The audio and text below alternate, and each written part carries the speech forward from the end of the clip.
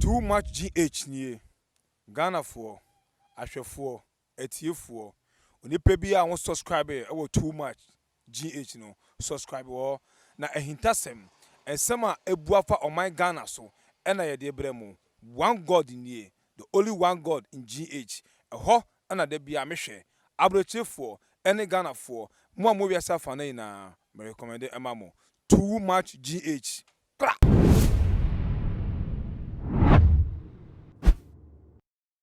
Akwa Sonko Enkomo Bibia Sapre watch pressure to my GH. Nana ma wuswa enemy na ebre associate finding issues. Many best somewhere it will be so na it was a form come on enko and some no emu precope. Ora our yeah member of parliament Eddie Matama West. To see they watching the thing esan yana mo too yeah parliament chambers ebra na to say 24 one more agwishim one more ever swing in to office members of parliament ever swing to office na say one more to about Eddie yes speaker of parliament and nam so much as ever ba ya wono so hwim papers di dwan nem kire honorable member of my West and American Assembly Carlos Ahenkorah Sabre what your statement the fee I sabia was see no e de beto abonten na ni nya no or the prompte na dofo na hwefo ni ti taifo ni afa na komudin enwom na ebusafo na letter what your aba abonten I just free ni office abeto abonten tin say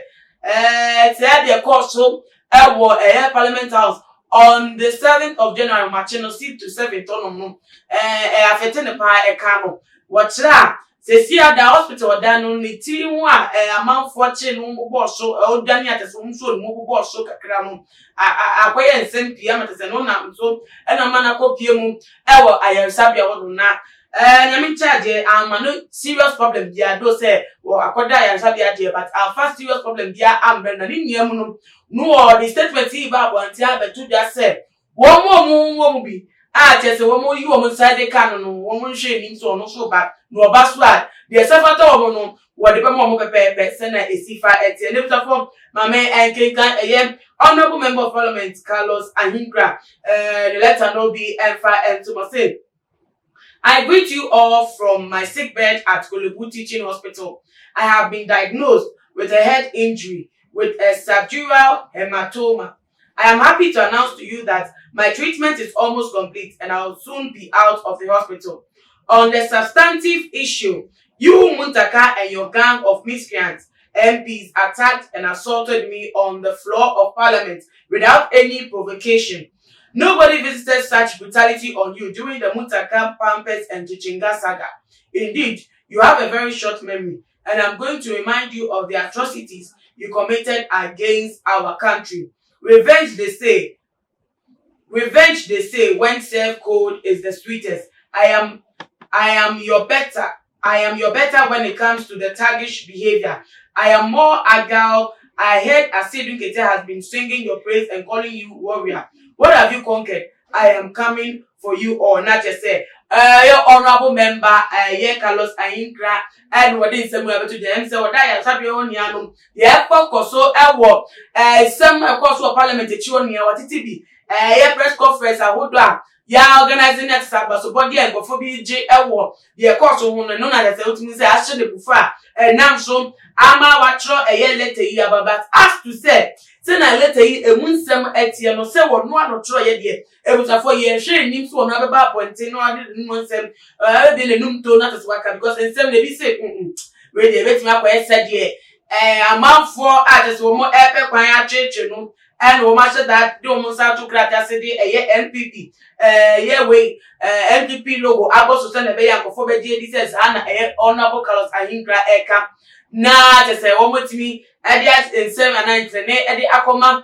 honorable member of Asawase Muntaka no at say odi kan so odi ni sa tan 3 months as secretary wo no na te say wo pe omope edi afakwa bi so edi atretre na ni nyiam no ebi so ka say no preso dia na ba che say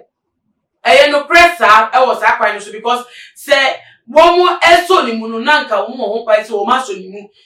na te say the plan no mo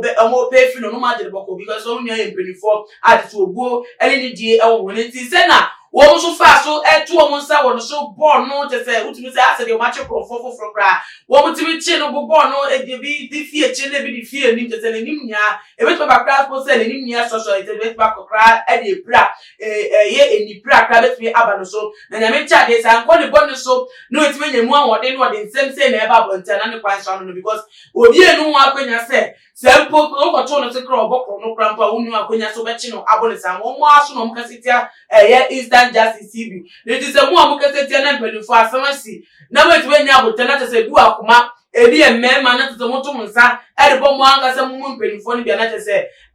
so ka so ba na word ma fa kwanya mo de ne fa so na so ono so ebe siki revenge mo so na se ensem no se le ti fatie no sa so no apemu aka na ni nua mu no obuso for na bi kaka no we akoye letter enam eye emonte se ye confirmed allegation nti ye twen ama honorable Carlos Ahenkorah se na letter no is factual no so that ayata bia waja ehwe no we be pie fi ho no agranti interview sa sem we no no kan